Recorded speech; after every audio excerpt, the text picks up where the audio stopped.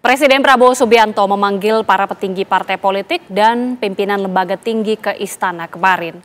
Pertemuan pun membuahkan komitmen pencabutan tunjangan dan moratorium kunker ke luar negeri anggota DPR. Lantas, mampukah langkah tersebut menjawab tuntutan rakyat yang disuarakan selama sepekan terakhir? Seiring maraknya unjuk rasa di berbagai daerah, Presiden Prabowo Subianto pun mengambil langkah cepat. Presiden memanggil para petinggi partai politik dan pimpinan lembaga negara ke istana pada Minggu siang.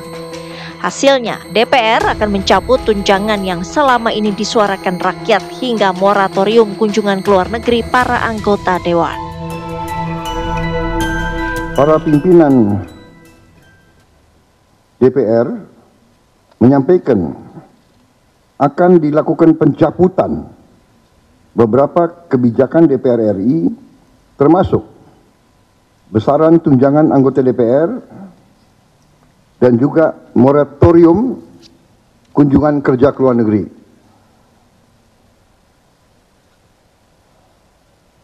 Langkah tegas tadi yang dilakukan ketua umum partai politik adalah mereka masing-masing dicabut dari keanggotaannya di DPR RI.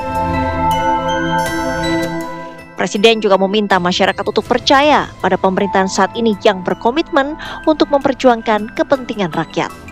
Tim TV One mengabarkan. Langsung saja pemirsa, untuk membahasnya sudah bergabung bersama kami pakar politik UIN Syarif Hidayatullah, ada Prof. Burhanuddin Muhtadi. Prof. Burhanuddin, selamat sore, Assalamualaikum.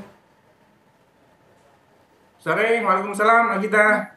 Oke, Prof, saya yakin Prof ini juga sudah mengikuti selama sepekan bagaimana massa sudah menyuarakan aspirasinya dan berujung DPR ini akan mencabut tunjangan termasuk juga moratorium kunker ke luar negeri. Apakah ini sudah cukup, Prof, menurut Anda? Bagaimana analisa Anda?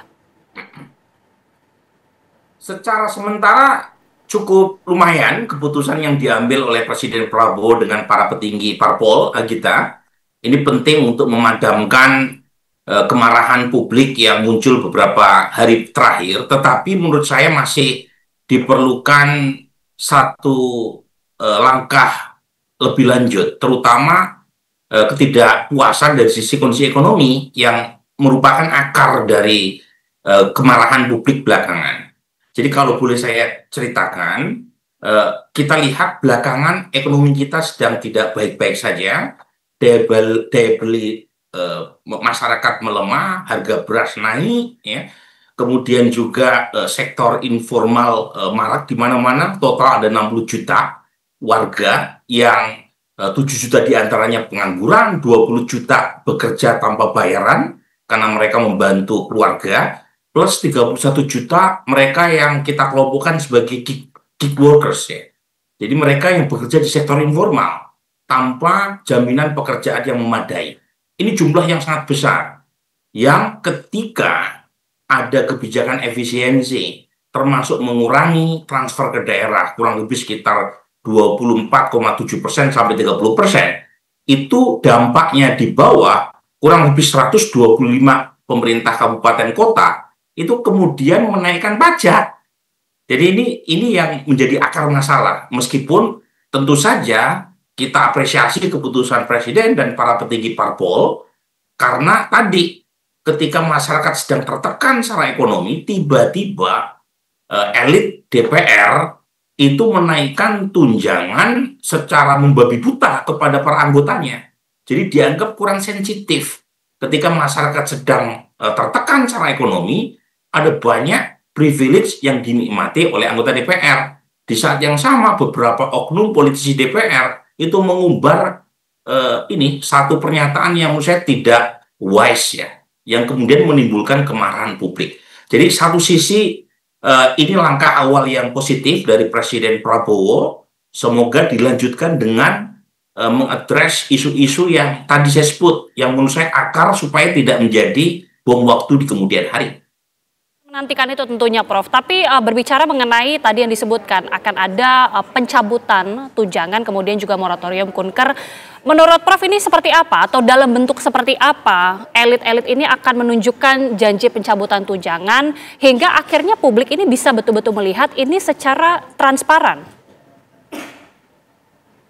Ya, pertama tunjangan-tunjangan kepada anggota DPR terlalu banyak. Jadi kalau kita total gaji pokok plus tunjangan itu jumlahnya ratusan juta per bulan. Dan kalau kita bandingkan dengan pendapatan rata-rata warga negara Indonesia, itu 42 kali lipat ya, dari rata-rata pendapatan terendah warga.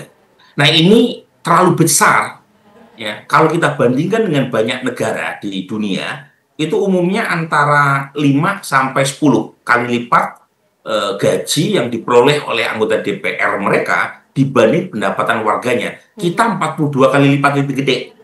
Nah ini kan masalah nih. Dan saya dengan beberapa kolega sudah menulis ya gap inequalities terutama dari sisi kelas, dari sisi pendapatan. Yang ketika masyarakat sedang menghadapi kesulitan ekonomi, tiba-tiba ya itu menjadi urusan yang membabi buta karena ada peningkatan tunjangan mulai dari tunjangan rumah, tunjangan ini itu, termasuk kunker ke luar negeri ya.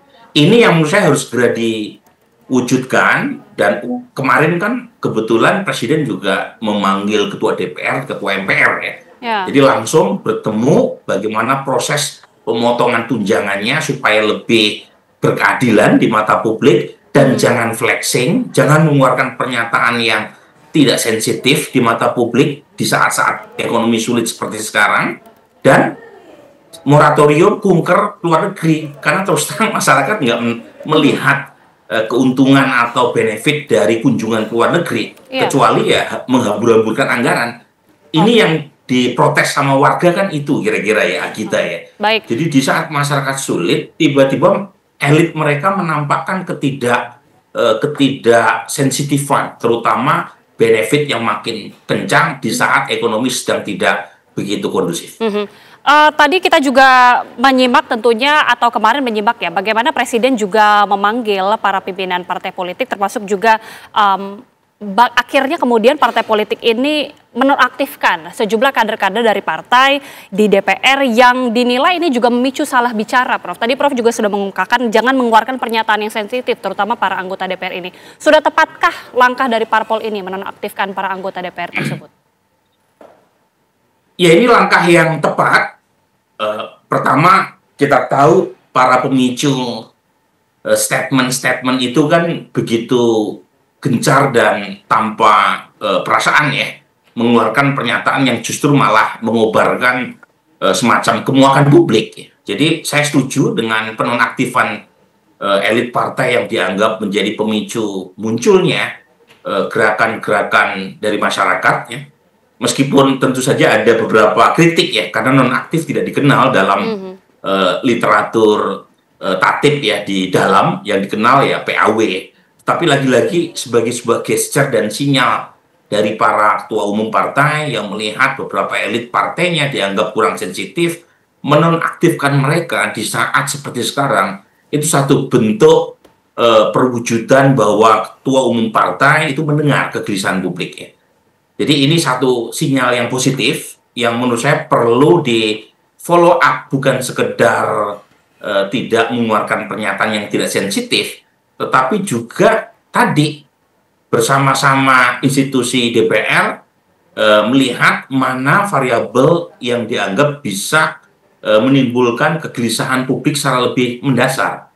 Jadi saya tadi dua tadi ya, selain faktor ekonomi yang menurut saya perlu diadres, jadi melihat alokasi anggaran yang dianggap tidak pas di saat seperti sekarang, bagaimana caranya dikembalikan kepada sebesar-besar manfaat buat publik. Yang kedua adalah ya menurut saya negara harus menunjukkan wibawanya. Jadi kemarin dalam beberapa hari terakhir ada banyak kejadian yang menurunkan wibawa negara. Karena ada pembakaran gedung-gedung representasi dari pemerintah, ada penjarahan secara targeted kepada elit partai maupun menteri. negara tidak boleh kalah ya, oleh para penjara. Oke. Jadi tentu saja mereka, para warga boleh untuk menunjukkan semacam ketidakpuasan mereka melalui demonstrasi, tetapi tidak diikuti oleh penjarahan dan negara harus menunjukkan wibawanya. Meskipun satu catatan saya, tidak boleh dipakai ya sebagai kedok secara otoritarian dalam rangka menegakkan aturan main dan hukum. Ya, ya. Tadi seperti yang dikatakan Prof, negara ini harus menjaga wibawanya. Apa yang kemudian juga harus dilakukan pemerintah supaya menjaga kondusivitas? Apalagi kita mendengar pernyataan dari Presiden yang juga meminta supaya seluruh warga negara untuk percaya pada pemerintahan yang ia pimpin, jangan sampai diadu domba. Bagaimana Prof melihat pernyataan itu? Ya, trust is earned. Jadi trust terhadap pemerintah itu harus ditunjukkan, harus diperoleh dengan kinerja yang bisa diyakini atau dijamin Agita. Jadi percaya itu tidak gratisan, dan karenanya negara yang diwujudkan oleh presiden ya, sebagai kepala negara, kepala pemerintahan, itu harus membongkar siapa aktor dan otak di belakang ini semua. Karena menurut saya sangat targeted ya, modus operandi yang kemarin terjadi. Karena seperti laporan Republika itu clear, jadi ada otak atau dalang di belakang ini semua. Karena mereka yang membakar gedung DPRD, membakar gedung-gedung pemerintahan maupun kepolisian itu umumnya dari luar, yang dibekali oleh bensin, oleh bahan bakar, ya, oleh bom molotov, ya, yang menurut saya mereka menumpang dari kemarahan atau kegelisahan publik. Jadi ada kegelisahan publik itu real, ya. Ada situasi yang membuat masyarakat marah, itu suatu hal yang kita bisa pahami, kita bisa mengerti, tetapi ada pihak lain yang menunggangi itu semua. Yang menurut saya, Presiden Prabowo harus berada di garda paling depan untuk menegakkan kembali wibawa negara. Caranya menangkap, mengungkap otak atau dalang itu semua, sembari tidak melupakan akar masalah mengapa muncul demonstrasi-demonstrasi belakangan. Dan akar masalah itu terkait dengan masalah ekonomi. Dan masalah ekonomi itu termasuk salah satunya adalah menata kembali alokasi anggaran yang mungkin efek terhadap pertumbuhan ekonominya tidak terlalu maksimal. Itu sebaiknya direkalkulasi untuk kepentingan sebesar-besar manfaat buat masyarakat. Oke, bagaimana kemudian Prof mungkin melihat menyikapi situasi saat ini? Kita melihat dari aparat ini juga sepertinya memang sudah cukup berjaga-jaga apabila ada eskalasi yang dikhawatirkan akan terjadi. Sekalipun tadi Prof mengatakan banyak kemudian demonstrasi ataupun aksi massa ini memang murni kegelisahan dari masyarakat. Tapi bagaimana melihat langkah yang dilakukan oleh aparat pertahanan kita? Ya, beberapa hari kemarin sempat tergopoh-gopoh. Jadi institusi negara yang direpresentasikan oleh aparat keamanan itu sepertinya tidak siap. Bayangkan ya, kalau kita lihat kasus penggerbekan, penjarahan rumah Ibu Sri Mulyani, itu terjadi beberapa gelombang, tetapi tidak ada aparat keamanan yang datang secara memadai untuk menjaga rumah Bu Sri Mulyani. Ini kan lagi-lagi menunjukkan bahwa aparat keamanan sepertinya gagap dalam menyikapi demonstrasi belakangan. Mungkin salah satunya karena tadi beberapa oknum kepolisian juga belum ditindak secara cepat, meskipun sudah dipatsuskan. Tapi harusnya ya itu bisa ditindak lebih cepat, bukan sekedar patsus 20 hari. Tapi lagi-lagi perkembangan satu hari terakhir sudah menunjukkan hal yang relatif positif, Agita ya. Jadi satu hari terakhir ini mulai terkendali. Beberapa isu keamanan di pusat maupun di daerah sudah mulai bisa tertangani.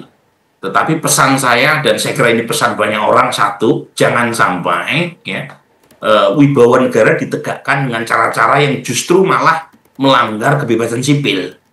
Ini sudah muncul nih kegelisahan dari beberapa mahasiswa ya. Misalnya beberapa kawan mahasiswa ITB sudah menyampaikan kegelisahan karena mereka didatangi oleh para intel di data apakah ada kemungkinan untuk turun atau tidak. Teman-teman dari UI juga demikian, teman-teman mahasiswa dari UIN ya, mengabarkan ke saya beberapa aparat keamanan mendatangi sentra-sentra mahasiswa. Menurut Oke. saya hal-hal ini tidak diperlukan, ya. Pendekatan keamanan yang terlalu represif justru malah menimbulkan, ya, bumerang. Jadi Baik. lebih baik pendekatan yang lebih humanis, mengajak mereka secara baik-baik, seperti kasus di beberapa tempat tuh menarik, ya, ketika ada demo ke Polres setempat, itu mereka diajak masuk ke dalam, diajak ngobrol gitu. Pendekatan-pendekatan ini menurut saya lebih baik ketimbang misalnya pakai pendekatan represif yang justru malah memantik kerusuhan yang lebih besar. Oke, baik. Seperti yang Prof katakan, jangan sampai wibawa negara ditegakkan dengan melanggar kebebasan sipil, termasuk juga jangan tidak melupakan akar masalah yang disuarakan masyarakat. Terima kasih Prof Burhanuddin sudah bergabung bersama kami di Kabar Petang. Terima kasih Prof, sehat selalu.